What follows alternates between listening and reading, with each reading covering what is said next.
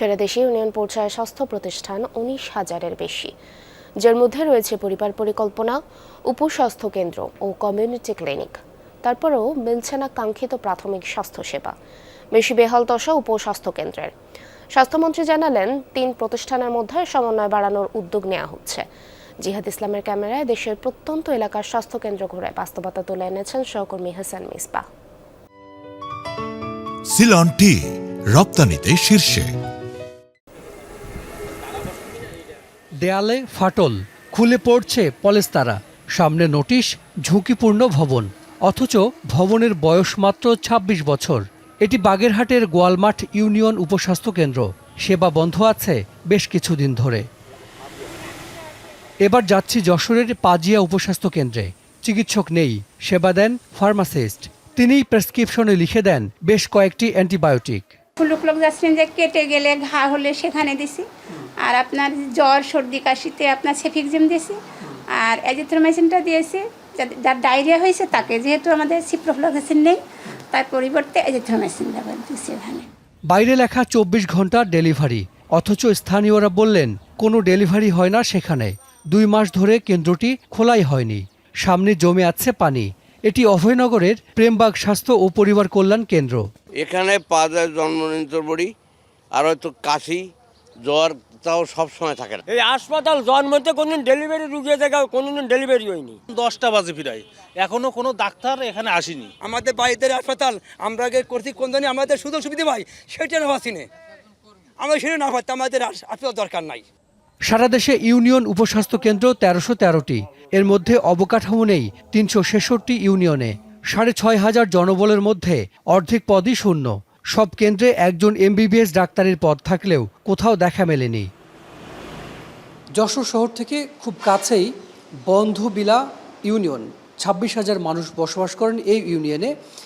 যে ইউনিয়নের মানুষের জন্য করা হয়েছে এই উপস্বাস্থ্য কেন্দ্রটি, কিন্তু সপ্তাহে মাত্র 1 দিন স্বাস্থ্যসেবা মেলে এখানে, আর বাকি দিনগুলোতে স্বাস্থ্য সহকারীরা এভাবে এসে অলস বসে থাকেন। তবে তাদের আরেকটি কাজ আছে, গুরুত্বপূর্ণ কাজ, সেটি হলো রোগী আসলে তারা বলে দেন সেবা এখন নয়, সোমবার। কিন্তু সোমবারে সপ্তাহে 1 দিন ডাক্তার আসে এখানে, ওই 1 দিন আসার কথা বলে দিই। কিন্তু লোক নেই, চিকিৎসা দেবে কিনা, মানুষ কোন সময় করে বিপদে পড়ে, কিনা আসবে স্বাস্থ্যকেন্দ্রে আইসে পাইল না, বিলম্ব তো অবশ্যই।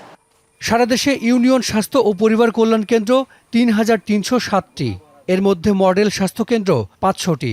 24 ঘন্টা স্বাভাবিক সন্তান প্রসবের কথা থাকলেও সেটি যেন ঘোষণাতেই সীমাবদ্ধ। একটি কেন্দ্রে মাসে গড়ে 3টি নর্মাল ডেলিভারিও হয় না।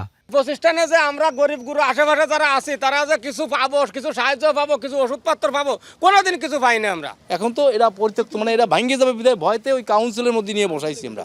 1 দিন অথবা 2 দিন সপ্তাহে বসে, আর প্রতিদিন আসলে মনে করেন যে প্রায় লোকজন মনে করেন যে এখানে ঘুরে ঘুরে চলে যায়। দেখা গেলো সাপ্তাহিক সিগনেচার বা মাসিক সিগনেচারটা কমপ্লিট করার জন্য ওই সময় তো এরা আসে, এখানে এসে সিগনেচার করে ওদের কাজ ওরা করে চলে যায়। এদিকে দেশের 14,000 কমিউনিটি ক্লিনিকে কিছুটা সেবা মিললেও অনেক ক্লিনিকের অবস্থা জরাজীর্ণ, সময় মতো খোলা হয় না, সেবা বঞ্চিত রোগীরা। কমিউনিটি ক্লিনিক আইডিয়াটা একটা রাজনৈতিক চিন্তার সাথে যুক্ত করে ফেলা হয়েছিল। মাঝখানে যে ইউনিয়ন সাবসেন্টারগুলোর খুবই কমই গুরুত্ব দেওয়া হয়েছিল, ফ্যামিলি প্ল্যানিংয়ের কিছু গুরুত্ব ছিল। তো এইটা কিন্তু ঘটেছিল যে আমরা যে কোনো উপায়ে কমিউনিটি ক্লিনিকে হাইলাইট করে এটা বিপ্লব দেখাবো, আর মাঝখানেরটা যে দুর্বল হয়ে গেল সেটা আমরা খেয়াল করব না। তো তার ফলে কিন্তু ওইখানে একটা ক্ষতি হয়েছে। ইউনিয়ন পর্যায়ে প্রাথমিক স্বাস্থ্যসেবার এত বড় আয়োজন বিশ্বে বিরল। নানা রোগের চিকিৎসার পাশাপাশি প্রসবকালীন সেবাসহ বিনামূল্যে দেয়া হয় ওষুধও। কিন্তু জনবল সংকট আর অব্যবস্থাপনায় ধুঁকছে সব স্বাস্থ্য প্রতিষ্ঠান।